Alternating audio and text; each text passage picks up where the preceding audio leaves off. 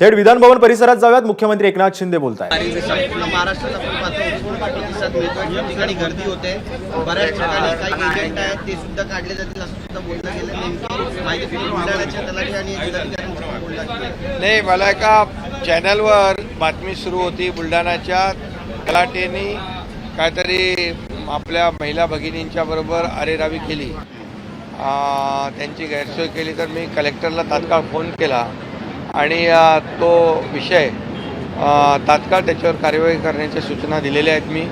आणि कलेक्टरने मला परत फोन केला की ते प्रकरण त्यांनी हे करून त्या ठिकाणी जमलेल्या महिला भगिनींना कुठली गैरसोय होणार नाही याची काळजी खबरदारी घेतलेली. आणि मी एकच सांगतो, मी जाहीरपणे सर्व कलेक्टर आणि विभागीय आयुक्त यांना कालच सूचना दिलेल्या आहेत की आपल्या जिल्ह्यातल्या तहसीलदार असतील, प्रांत असतील, तलाठी असतील, कर्मचारी असतील, BDO असतील, शिव असतील, या सगळ्यांनी मिळून ही जी योजना आहे मुख्यमंत्री माझी लाडकी बहीण, ही योजना ज्या आम्ही जिव्हाळ्याने सुरू केलेली आहे, महिलांची जी काय आर्थिक सहाय्य महिला भगिनींना मिळायला पाहिजे 18,000 रुपये वर्षाला, एक व्यापक विचार ठेवून आम्ही ही योजना केली. त्यासोबत 3 सिलेंडर जे महिला भगिनींना अत्यावश्यक असतात, ज्या 2 योजना महिला भगिनींसाठी आम्ही केल्या त्या एक अतिशय जिव्हाळ्याच्या पोटी केलेल्या आहेत. आणि म्हणून सर्व प्रशासनाला देखील आमच्या सूचना आहेत की शासन ज्या आत्मीयतेने या योजना सुरू केलेल्या आहेत त्याचा लाभ प्रत्यक्ष महिला भगिनींना मिळाला पाहिजे. त्यांची गैरसोय होऊ नये, त्यांची अडचण होऊ नये, त्यांना कुठेही कुचंबना होऊ नये आणि त्यांच्याकडून कुणीही पैशाची मागणी करता कामा नये, अशा प्रकारचे सक्त आदेश दिलेत. यामध्ये कोणी लापरवाही करेल त्याच्यावर कठोर कारवाई केली जाईल हेही आम्ही सांगितलेलं आहे. राहुल गांधीने वारीतील वाहनांना टोल माफी आपल्या सरकार केलेली आहे, काय नेमकं? आषाढी वारी सुरू आहे आणि मी नेहमी सांगतो, हे सरकार शेतकरी, कष्टकरी, वारकरी, महिला भगिनी, कामगार, ज्येष्ठ, युवा सगळ्यांचंच आहे. आणि त्यामध्ये वारकरी संप्रदाय देखील मोठा आहे. आज एका वेगळ्या आनंदामध्ये, उत्साहामध्ये पांडुरंगाचं दर्शन घ्यायला ते जातात. आणि या वाऱ्या सुरक्षित, म्हणजे स्वच्छ, निर्मल आणि सुरक्षित वारी झाली पाहिजे, यासाठी आम्ही सर्व सोयीसुविधा वारकऱ्यांना प्राप्त करून देतोय. पहिल्यांदाच या ठिकाणी प्रत्येक दिंडीला 20,000 रुपये देण्याचा निर्णय सरकारने घेतला आहे, आपल्याला माहीत आहे. त्याचबरोबर त्यांचा ग्रुप इन्शुरन्स आम्ही काढलेला आहे आणि टोलमधून देखील त्यांना माफी दिलेली आहे, सूट दिलेली आहे.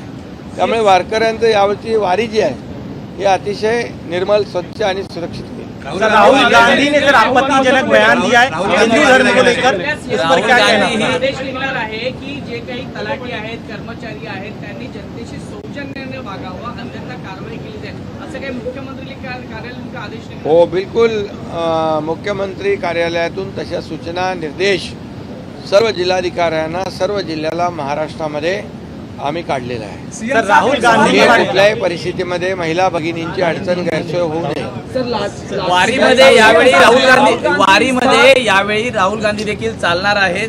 याच हिंदू धर्माविषयी त्यांनी काल वक्तव्य केलं होतं, कसं पाहता त्याकडे?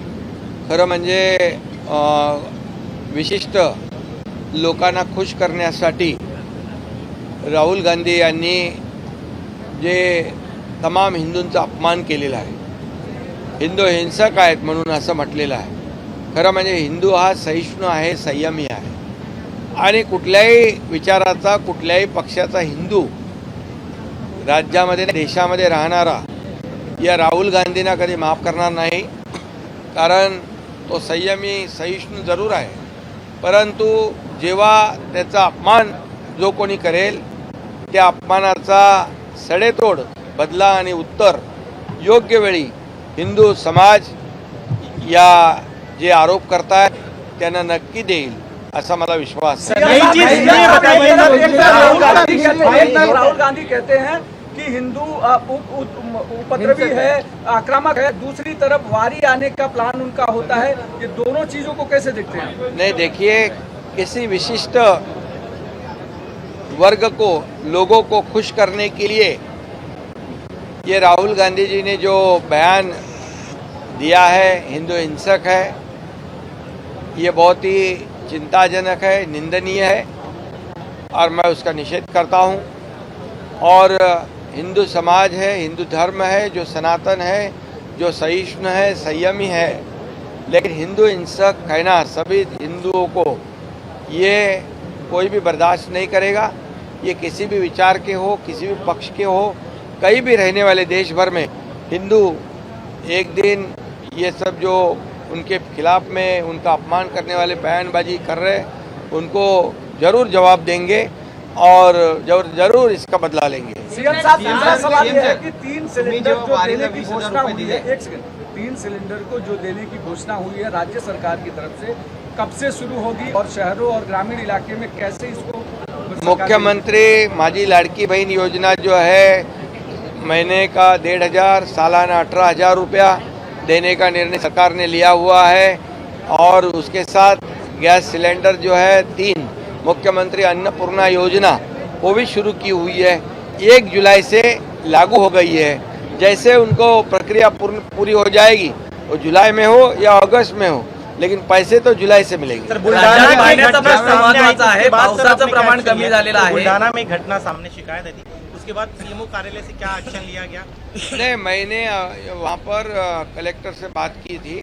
मुझे जैसे किसी चैनल में देखा कि बुल्ढाना में एक तलाटी ने हमारी बहन के साथ, माता के साथ कुछ ये किया था, उनको कुछ अड़चन की थी और इसलिए वो तुरंत मैंने कहा तो वहाँ का जो प्रश्न है, वहाँ की समस्या कलेक्टर ने रिजोल्व की है। सर, गैस हाथरस को लेकर हाथरस की घटना हुई है, उसको हाथरस की घटना को कैसे देखते हैं? और राज्य में भी कई सारे ऐसे बड़े बड़े मिलावे होते हैं साधु संतों के, उसके लिए क्या कोई गाइडलाइन सरकार ने? ये हाथरस के जो घटना है बहुत ही दुखद है और एक वेदनादायी है। ऐसी घटना दोबारा ना हो इसके लिए ज़रूर है कि सरकार की तरफ से जो ऐसे लोगों को जो लोग इकट्ठा करते हैं उनको एक मार्गदर्शक गाइडलाइन होनी चाहिए। गॅस सिलेंडर जी आर कधीपर्यंत निघेल आणि त्याचा लाभ महिलांना कधीपासून? अरे बाबा, 1 जुलैपासून मुख्यमंत्री माझी लाडकी बहीण योजना आणि मुख्यमंत्री अन्नपूर्णा योजना, वर्षाला 3 गॅस सिलेंडर मोफत, हे 1 जुलैपासून सुरू झालेलं आहे। जशी त्यांची प्रक्रिया पूर्ण होईल, जुलैमध्ये झाली, जुलैमधले पैसे मिळतील, जुलैमधले सिलेंडर मिळतील, त्याचबरोबर ऑगस्टमध्ये झाली तर जुलै आणि ऑगस्टचे पैसे मिळतील। त्यामुळे ही 1 जुलैपासून लागू झालेली आहे।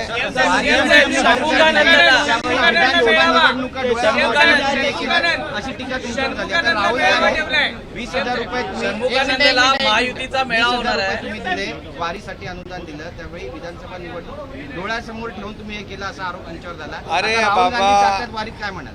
वारी आताच आहे ना, आषाढी वारी, आषाढी वारी आहे नाही, पण हे हे। सुद्धा अरे बाबा, आता त्यांना नवीन मित्र मिळाले, त्यामुळे त्यांना हे वारकरी जे आहेत हे दुश्मन वाटू लागले। म्हणजे आम्ही द्यायला लागलोय, त्यांच्या पोटात दुखायला लागलंय, त्यांनी तर कधी दिले नाहीत। वारकरी खुश आहेत, वारकरी समाधानी आहेत, याचा आनंद आम्हाला आहे। आता विरोधी पक्ष काय बोलतो त्याच्याकडे आम्ही लक्ष देत नाही, आम्ही त्यांच्या आरोपाकडे लक्ष देत नाही, कारण त्यांना हे अनपेक्षित आहे।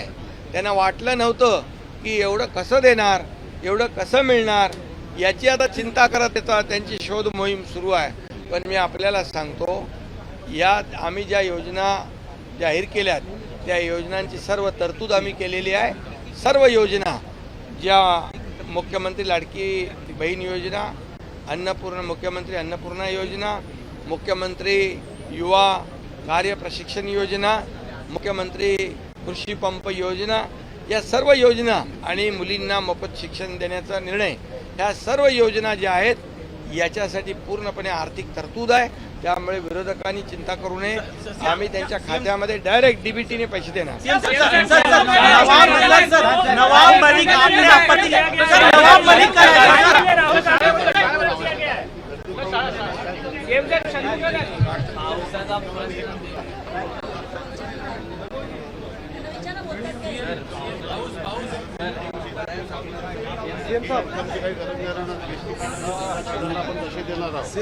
आणि डोमिसाईलची गरज हे सांगा नाही, तुम्ही काय भाषणात आता मिळतात? याच्यामध्ये एकच आहे, जी गर्दी होती आहे महिलांची, महिला भगिनींची, मी त्यांना आवाहन करतो की 15 दिवसाचा जो कालावधी होता तो आपण 31 ऑगस्टपर्यंत वाढवलेला आहे.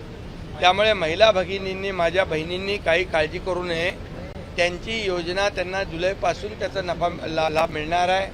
आणि ज्याच्याकडे शाळेचा दाखला असेल, जन्माचा दाखला असेल, वोटर लिस्टमध्ये नाव असेल, पिवळं आणि केसरी रेशन कार्ड असेल, अशा लोकांचा डेटाबेस आमच्याकडे तयार आहे. त्या डेटाबेसचा पण वापर पूर्णपणे आम्ही करू. त्यामुळे महिला भगिनींनी अगदी गडबडून आणि घाबरून जाण्याची कारण नाही. हे जे काही डोमिसाईल सर्टिफिकेट जे मागतो आपण, ते पण जे आता हे 4 जर त्यांनी दाखले दिले त्यापैकी एक, तर तोही ग्राह्य धरला जाईल. आणि जे ऑलरेडी BPLचा फायदा घेत आहेत त्यांना आम्ही या योजनेमध्ये पहिल्यांदा त्यांना आम्ही त्यांच्या खात्यामध्ये पैसे जमा. पावसाचा प्रश्न महत्त्वाचा आहे. महाराष्ट्रात अनेक ठिकाणी पाणी टंचाई आहे. राज्यात सरकारतर्फे कशा पद्धतीने नियोजन केलं जाणार आहे? मुंबईत देखील पाण्याचा प्रश्न आहे. त्याचा आढावा मी घेतला आहे. जिथं पाऊस कमी आहे तिथं टँकरने पाणी पुरवठा आहे, चाऱ्याचा पुरवठा आहे. जिथे या ठिकाणी जास्त पाऊस झाला आहे, जिथं नुकसान झालं आहे, त्याचे पंचनामे चालू आहेत. मुंबईच्या महापालिका आयुक्तांनी सांगितलेलं आहे, त्याबाबत पाण्याच्या बाबत त्यांनी खुलासा केलेला आहे. त्यामुळे सर्व एकंदरीत आढावा आम्ही घेतो.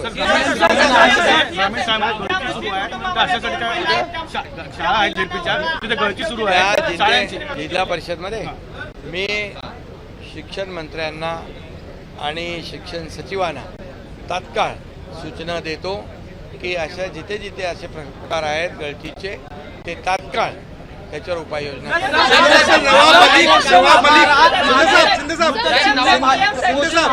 मागे मृतचिन्ह मिळाली होती. आज कॉलेजमध्ये मेलेला साप पोषण आहारात मिळालेला आहे.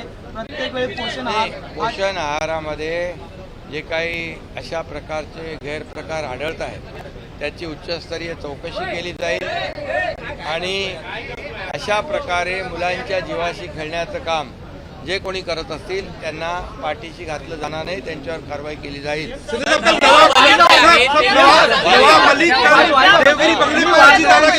योजना राबवलेल्या आहेत.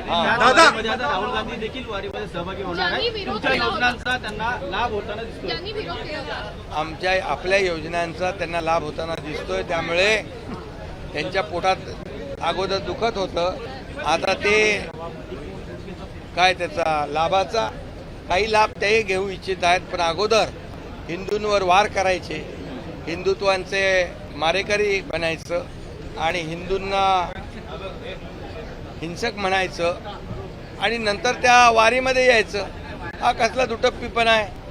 आणि हिंदू समाज आता जागृत झालेला आहे. हिंदू अपमान सहन करणार नाही. हिंदू जशास तसं उत्तर देणार. हिंदूंना माहीत आहे कुणाला तरी विशिष्ट वर्गाला खुश करण्यासाठी हे सगळं लांगून चालन चाललेलं आहे.